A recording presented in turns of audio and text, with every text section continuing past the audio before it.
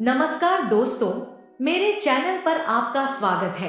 आज हम बात करेंगे कि माँ बाप को रुलाने वालों के साथ क्या होता है।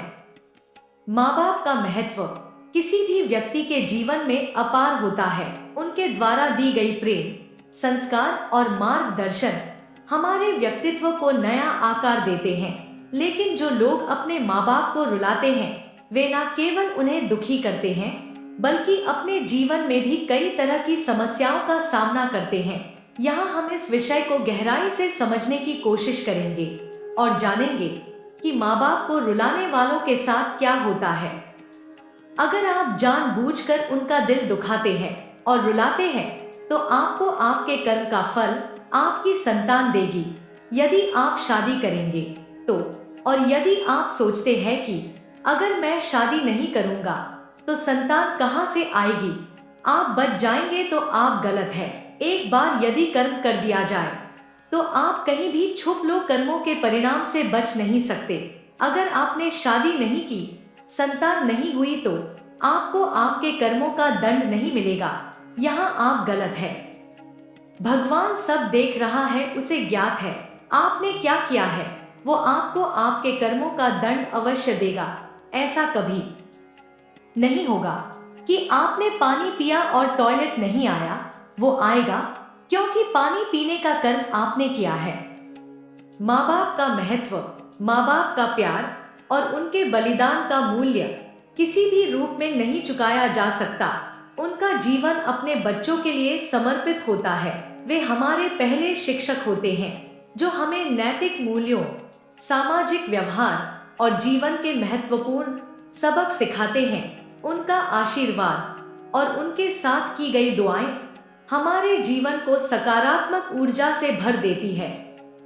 कई बार बच्चे अपने माता पिता की भावनाओं और उनके द्वारा दी गई सलाह की अवहेलना करते हैं, जिससे माता पिता आहत होते हैं।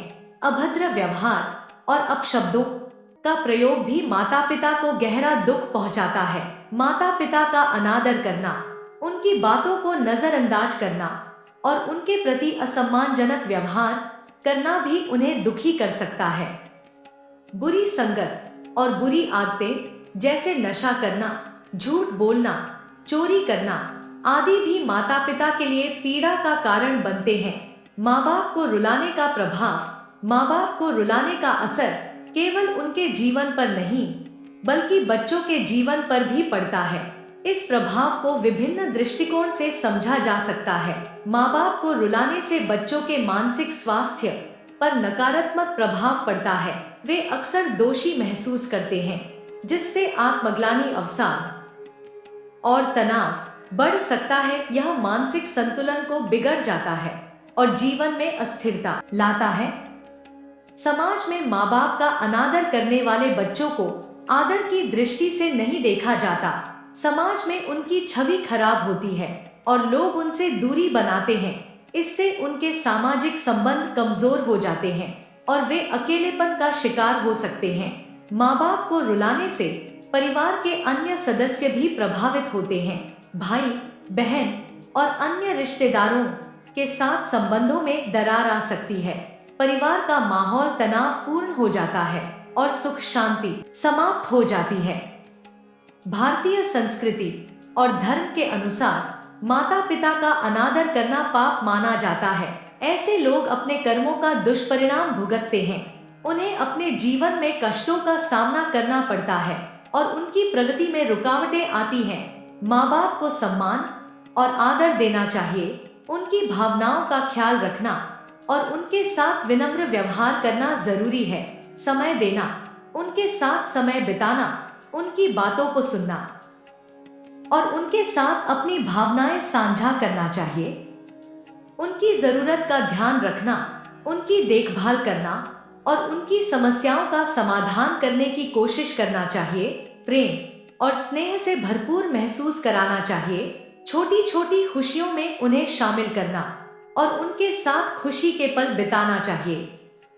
माँ बाप के प्रति कृतज्ञता व्यक्त करना हमारे संस्कारों का हिस्सा होना चाहिए। उनके बलिदान और प्रेम का मूल्यांकन करना और उन्हें उनका हक देना हमारी जिम्मेदारी है कृतज्ञता व्यक्त करने के कुछ तरीके निम्नलिखित हैं।